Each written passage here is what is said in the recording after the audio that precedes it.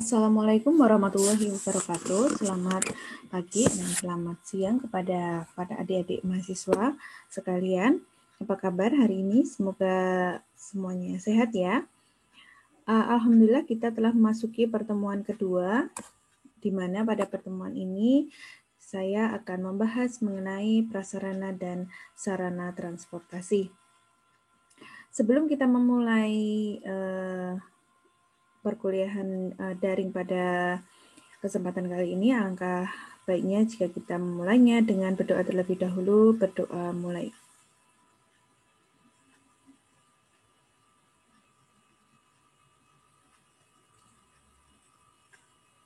Berdoa selesai. Baik, pada kesempatan kali ini saya akan menerangkan mengenai prasarana dan sarana transportasi, baik itu prasarana dan sarana transportasi untuk transportasi darat, laut maupun udara, kemudian contohnya seperti adanya terminal, pelabuhan, bandara, dan lain sebagainya. Mari kita mulai pertama ya. Jadi, apa itu prasarana transportasi? Ini prasarana transportasi ini adalah sebagai fasilitas penunjang bagi penyelenggaraan transportasi seperti jalan, terminal, dan fasilitas lainnya untuk moda transportasi darat, laut, maupun udara. Jadi ada 8 unsur pokok sistem jaringan transportasi untuk transportasi darat, yaitu adanya sistem tata guna lahan, jaringan jalan, terminal, parkir, arus lalu lintas, dan ruang jalan. Nah, dalam mempelajari atau mengembangkan pembelajaran kita tentang transportasi, kita memang mempelajari sistem tata guna lahan ini bisa menjadi sangat luas, di mana sistem tata guna lahan ini bisa kita rubah dari yang awalnya terpencar misalnya menjadi suatu pusat-pusat kegiatan. Seperti di Jakarta ada yang Central Business District, ada apartemen yang bergabung dengan kawasan perbelanjaan, dan juga ada perkantorannya juga ya yang dinamakan dengan superblok. Kemudian jaringan jalan juga merupakan fasilitas penunjang untuk terjalinnya hubungan antara satu kota dengan kota lain, dan juga untuk kendaraan itu bisa berjalan ke terminal. Terminal ini untuk bis dan juga angkutan publik lainnya.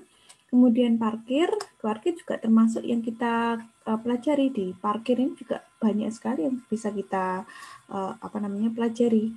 Kemudian arus lalu lintas, di sini hubungannya dengan volume lalu lintas dan banyaknya kendaraan yang ada di jalan. Kemudian ruang jalan. Jaringan transportasi ideal itu terjadi di mana yang diangkut dengan sarana dan prasarananya harus seimbang. Jadi tidak kelebihan. Misalnya mobilnya itu tidak terlalu banyak dibandingkan dengan jalannya. Nah, kalau tidak seimbang di mana mobil dan jalannya itu mobilnya lebih atau kendaraannya lebih banyak dari jalannya, maka akan terjadi kemacetan dan seterusnya. Di sini akan terjadi tidak efisien, tidak aman, dan tidak nyaman. Jalannya terlalu sepi juga, jalannya terlalu besar, kendaraannya yang lewat sedikit, maka ada potensi dia akan ngebut ya. Kecepatannya terlalu tinggi, maka itu tidak aman juga. Nah, di sini adalah contoh-contoh jaringan transportasi dengan sistem jaringan jalan grid, jalan radial, cincin radial, spinal, heksagonal, dan jaringan delta. Nah, permasalahan utama prasarana jalan atau transportasi darat itu adalah kemacetan ya. Kemacetan ini merupakan suatu masalah pokok yang dikembangkan menjadi banyak sekali penelitian di bidang rekayasa transportasi. Solusi penanganannya ada beberapa, yaitu misalnya membuat jalan layang untuk mengatasi kemacetan akibat simpang apil di persimpangan atau lalu lintas di persimpangan. Kemudian ada kebijakan 3-in-1, ada pelebaran jalan, ada peningkatan tata tertib lalu lintas, penambahan jumlah kendaraan umum, ada namanya lagi adalah transport demand management atau manajemen permintaan transportasi, seperti pemberlakuan ganjil genap, ada sistem kontraflow, sistem parkir, dan di halte. Nah, ini adalah suatu contoh solusi penanganan kemacetan dengan travel demand management atau manajemen permintaan transportasi. Kemudian kita beranjak ke prasarana transportasi udara. Di sini alatnya adalah pesawatnya. Untuk prasarana yang mendukungnya adalah bandara. Jadi untuk bangunan bandara ini cukup banyak juga, ada manajemennya, ada pemeliharaan bandara, kantor agen penerbangan, tempat penjualan tiket, tata fasilitas pemerintah, yaitu menara pengatur lalu lintas udara, bea cukai, imigrasi, pemeriksaan kesehatan, dan lain-lain. Nah, di Indonesia sendiri untuk bandara, pengelolaan bandara dikelola oleh PT Angkasa Pura. Ya, komponen lain yang mendukung adalah landasan pacu atau runway, kemudian apron, marka, lampu petunjuk, penerangan, dan alat navigasi. Kita beranjak ke prasarana transportasi air. Prasarana transportasi air di sini yang berhubungan adalah pelabuhan. Kita juga nantinya akan belajar mengenai pelabuhan. Pelabuhan itu merupakan simpul ya bagi kelancaran angkutan muatan laut maupun darat, di mana ada di situ merupakan tempat di mana kapal dapat berputar, bersandar, bongkar muat barang maupun penumpang. Nah, pada bangunan pelabuhan di sini terdapat dermaga, jalan, gudang, fasilitas penerangan, telekomunikasi, dan kren. Nah, kita sebagai insinyur teknik sipil nantinya juga harus dapat merancang suatu pelabuhan yang baik. Begitu juga bandara, kita bisa merancang bandara yang baik. Begitu juga dengan jalan raya, terminal, kita juga harus mampu merancang suatu prasarana transportasi darat, air, dan udara tersebut dengan baik. Macam-macam pelabuhan di sini adalah pelabuhan alam, buatan, dan semi alam.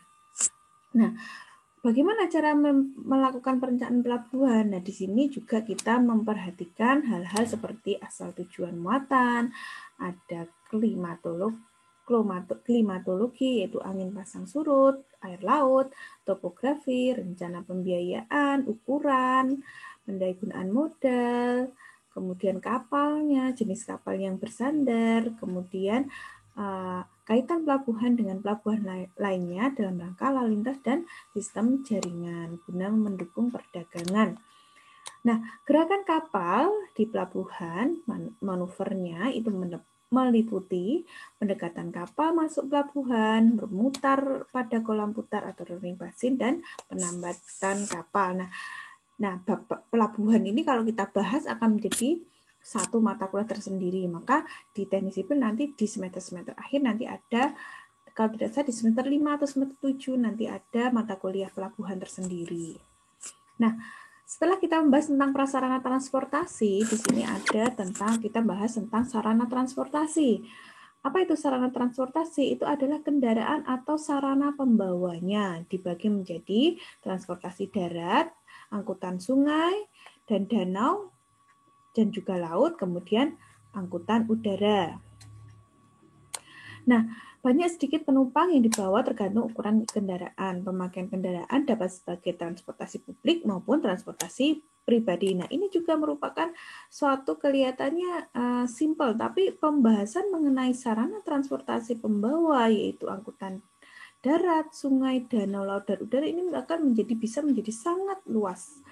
Misalnya, jika kita membahas tentang transportasi publik, kita bisa membahas mengenai mass transit, para transit, dan lain sebagainya. Kemudian kendaraan pribadi, kita bisa membahas tentang kenyamanan, keamanan, apalagi di depan nanti ada namanya kendaraan otonom atau autonomous vehicle yang sedang dikembangkan sebagai bagian dari intelligent transport system atau sistem transportasi cerdas. Nah, ini suatu pembahasan yang sangat luas jika kita membahas tentang transportasi atau rekayasa transportasi. Kemudian tentang kendaraan umum, di sini juga merupakan pembahasan yang sangat kompleks, di mana kita juga nanti membahas tentang waktu, kecepatan, dan indikator-indikator pelayanan dan kinerja lainnya dari kendaraan umum. Nah, ini adalah contoh kendaraan umum atau public transport, ya, transportasi umum, yaitu mass transit dan paratransit. Jadi untuk mass transit itu adalah kendaraan yang mengangkut banyak penumpang, massa ya, atau barang. Ini karakteristiknya adalah yang besar. Nah, dia memiliki rute tetap, memiliki halte tetap, jadi tidak berhenti di sembarang jalan, kemudian jadwal kedatangan dan keberangkatannya teratur, kemudian waktu menaikkan dan menurunkan penumpang sangat pendek, artinya tidak ngetem ya, tarifnya sudah ditentukan, tidak usah tawar-menawar, kemudian pada umumnya merupakan pelayanan yang diandalkan oleh masyarakat golongan menengah ke bawah. Nah, bedanya ada paratransit dan semi paratransit. Ada pembahasan yang menyatukan ya, tidak ada yang ahli bilang semi paratransit itu ya paratransit, ada yang membedakan antara paratransit dan semi paratransit. Nah, kalau paratransit ini daya angkutnya relatif kecil. Kalau semi paratransit ini daya angkutnya itu relatif kecil tapi lebih besar dari paratransit. Kalau paratransit itu contohnya taksi, ojek, ya hanya mengangkut 1 atau 2 penumpang. Kalau semi paratransit di sini ada angkot, pete-pete, taksi dan lain sebagainya ya. Ini mengangkut misalnya sekitar lebih dari 5 penumpang dalam sekali jalan. Nah, di sini ada beberapa macam pelayanan paratransit, yaitu many to one, many to few, many to many. Kemudian kendaraan paratransit ada van, modified van, kemudian chassis vehicle, small bus dan lain sebagainya. Ada juga yang membedakan menjadi MPU, van, minibus L, dan bus 3/4 dan sebagainya. Nah, bentuk lain dari pelayanan paratransit adalah dial a ride. Nah, sekarang ini dengan Grab ya, Gojek ini juga ada, yaitu dengan ride sharing ya. Nah, kemudian ada sarana transportasi ini berprinsip supply and demand, gimana tujuannya adalah membentuk satu transportasi yang aman, nyaman, cepat, lancar, dan ekonomis. Kemudian kita membahas tentang terminal, ini juga merupakan suatu pembahasan tersendiri ya. Nah, jika kita melihat suatu terminal, ini adalah suatu kita bisa mengembangkannya menjadi perencanaan yang lebih baik lagi sebagai engineer nantinya ya. Kalau sekarang kita lihat terminal atau bandara itu bangunannya itu bagus-bagus ya. Kalau terminal di darat, ini ada beberapa terminal di kota-kota besar ini sudah sangat standar internasional ya. Bangunan-bangunannya ada berbagai macam fungsi di dalamnya itu sudah standar. Tapi ada di kota-kota kecil ini yang bangunan terminalnya itu masih belum standar. Nah, ini tugas kita untuk mengembangkan, mengevaluasi, merencanakan bagaimana terminal yang baik itu. Nah, terminal di sini adalah awal atau akhir dari jalur sebuah operasi transportasi ya. Kemudian secara luas terminal merupakan sistem transportasi di mana barang masuk dan keluar dari sistem dapat dengan tujuan mengawali atau mengakhiri perjalanan, melakukan pergantian moda transportasi maupun melakukan penggantian sarana untuk moda transportasi yang sama. Terminal memerlukan lokasi yang luas, tapi dapat juga merupakan tempat tunggu penumpang sambil berdiri dan melihat bis datang atau lebih ke arah halte ya. Nah, secara umum berfungsi sebagai untuk menaikkan penumpang, kemudian penggantian moda, ya, perpindahan dari satu moda ke moda yang lain, kemudian untuk tempat tunggu penumpang dan menyimpan barang. Nah, di sini kita bisa membedakan terminal sebagai terminal primer, terminal sekunder, terminal utama, madya, cabang, terminal tipe A, tipe B, maupun tipe C. Kemudian untuk perencanaan terminal kita harus melakukan desain dengan memenuhi syarat, moda, tipe lalu lintas, ukuran kapasitas, perencanaan masyarakat dan daerah, relasi berbagai bagian dari sistem transportasi, kecepatan pengoperasian dan efisiensi, efek-efek terhadap pembangunan, pelayanan penerima, dan lain sebagainya.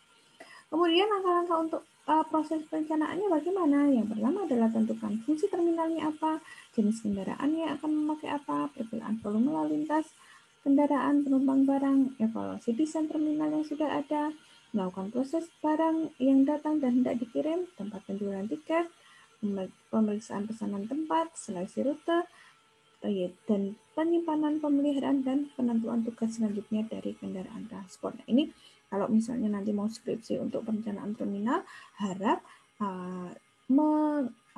memperdalam lagi apa ini poin-poin yang ada di sini ya. Fungsi terminalnya apa, volume lalu lintasnya berapa, kemudian desain terminalnya yang sudah ada atau belum ada. Kalau sudah ada kita evaluasi, kalau belum ada ya kita bikin ulang. Kemudian apa saja sarana yang ada di situ, misalnya untuk penjualan tiket, pemeliharaan, dan lain sebagainya. Ini harus benar-benar kita perhatikan. Nah, struktur atau tata letak terminal di bus, di sini ada fasilitas keberangkatan, kedatangan, awak bis, parkir, kantor pengelola terminal, dan lain sebagainya.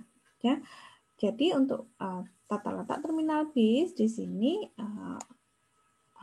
prasarana utama atau fasilitas dengan prioritas utama yaitu faktor yang harus ada dalam suatu terminal ya. Kemudian kalau untuk sekundernya ada yang tambahan ya.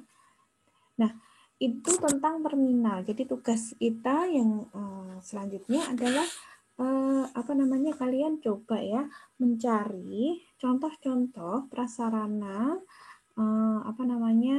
darat yaitu terminal yang ada di Indonesia, yaitu terminal tipe A, tipe B maupun tipe C, dan juga tentang prasarana bandara dan juga prasarana pelabuhan. Contoh ya, contoh prasarana pelabuhan, prasarana bandara, prasarana terminal tipe A dan tipe B yang ada di Indonesia, dan prasarana terminal tipe C yang ada di Indonesia ya. Nah, nanti akan saya bagi dalam kelompok-kelompok, 4 kelompok ya. Kelompok pertama tentang prasarana bandara, kelompok kedua tentang pelabuhan, contoh pelabuhan ya. Kalian bisa berikan gambar atau video-video tentang pelabuhan, dan yang kelompok ketiga tentang terminal tipe A, kelompok ketiga tentang terminal tipe A, kelompok keempat tentang terminal tipe B. Nah, itu dia perkuliahan kita pada kesempatan kali ini. Jadi kita telah membahas tentang sarana dan prasarana dalam sistem transportasi, di mana tadi kita membahas tentang prasarana bandara, pelabuhan, terminal, jalan, jaringan jalan, kemudian ada juga tentang public transportasi, tentang mass transit, para transit, semi para transit. Nah, untuk selanjutnya kalian bisa memperdalam dengan mencari secara mandiri prasarana transportasi, yang contoh-contoh prasarana transportasi yang sudah saya sebutkan tadi. Demikian yang dapat saya sampaikan. Apabila banyak kekurangan, saya mohon maaf yang sebesar-besarnya. Wabillahi taufiq wal hidayah. Wassalamualaikum warahmatullahi wabarakatuh.